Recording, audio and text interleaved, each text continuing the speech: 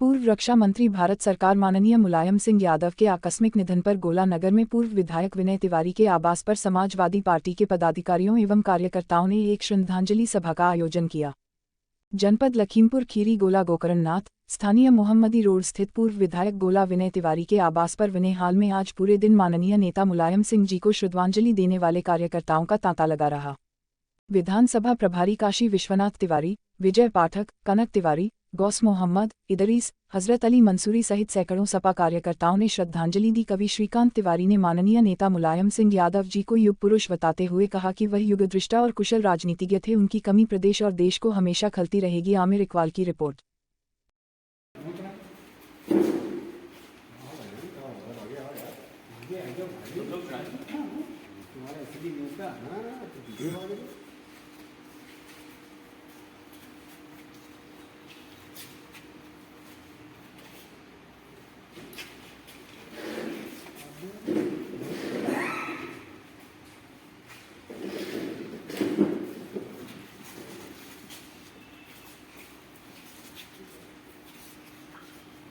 जी, हमारे देश के सर्वमान्य नेता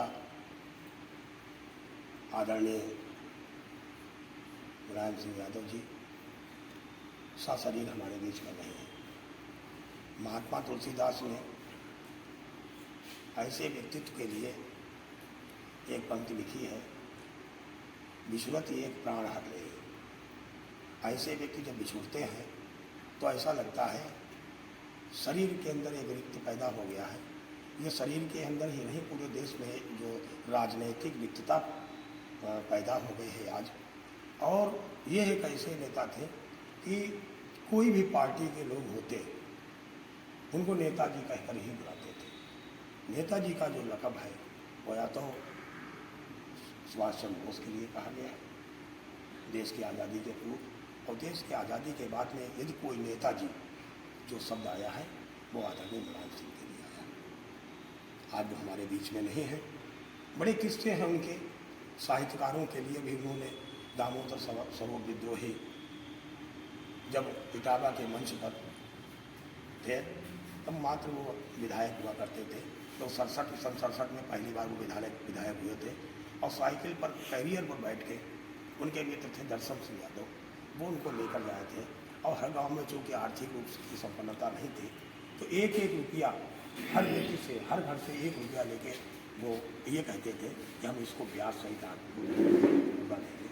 और तब उन्होंने इस बार के 67 में इलेक्शन पहली बार लड़ा, वो जीत के आए।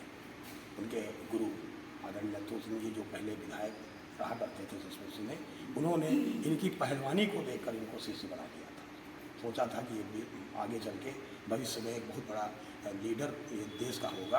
और वास्तव में इतना बड़ा त्याग कि उन्होंने जसवंत सिंह की सीट छोड़ के इनको इलेक्शन लड़ाया और अपना पड़ोस की जो दूसरी सीट थी उसमें विधायक बने, तो ये भी जीते और वो भी जीते।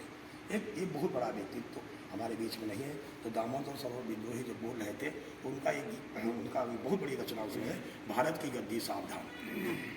सरकार चूँकि उस समय वो दूसरी थी, उसमें एक पुलिसमैन जब है जब वहाँ हो गया और उसने माइक रोकने की कोशिश की तो उन्होंने, चूँकि उनके 3 थे, राजनीति का प्रवेश, एक विद्यालय में लेक्चरर अध्यापन कार्य और तीसरा कुश्ती। तो उन्होंने, उनके 2 दांव थे, एक कैंची दांव और धोबी फाड़, दोनों दांव उस पर आजमा दिए और उसके बाद वो वहाँ से भाग खड़ा हुआ। तभी से पूरे उत्तर प्रदेश में नाम हुआ कि हाँ एक ऐसा पहलवान व्यक्ति जो राजनीति में आया है वो आगे भविष्य में जाया, उनमें चर्चा का विषय बना। जब वो मुख्यमंत्री बने तो आप देखिए इतने अंतराल के बाद, जब कम से कम 20-25 साल के अंतराल के बाद फिर उन्होंने दामोदर विद्रोही को बुलाया और बहुत ही उनको मतलब जो पुरस्कार जो दिए जाते हैं प्रदेश के पुरस्कार दिए। तो इस तरीके से उनको, अभी अदम गोडवी साहब, किसी ने, कोई राजनेता नहीं, अपने उत्तर प्रदेश का, हिंदुस्तान का बहुत बड़ा शायर, समझे, तो उसको कोई मतलब जब बीमार पड़े तो उनको नहीं कहा। तो उन्होंने जब मुलायम सिंह को मालूम कहा कि अरे ये तो बहुत बड़ा साहित्यकार है और इतना बड़ा साहित्यकार कोई कुछ नहीं करे, तो उन्होंने स्वयं जाके अपने आप उनको जाके लखनऊ में भर्ती कराया। ये दुर्भाग्य है कि बड़ी देर में मैं मालूम हुआ कि आदम गोडवी साहब फिर वही अस्पताल में उनको सर्दी हुई। ऐसे बहुत से किस्से जो देश इसमें खाली राजनीति ही नहीं, सामाजिक परिवेश में वैसे किस्से हैं कि उनके जो एक से एक जो कहा जाए वो कम है, और हम ऐसे व्यक्तित्व को जो आज हमारे बीच में रह रहे हैं हम लोग श्रद्धांजलि देते हैं, और हम लोग 2 मिनट का मौन रहकर हम उनकी श्रद्धा सुमन पेश करते हैं।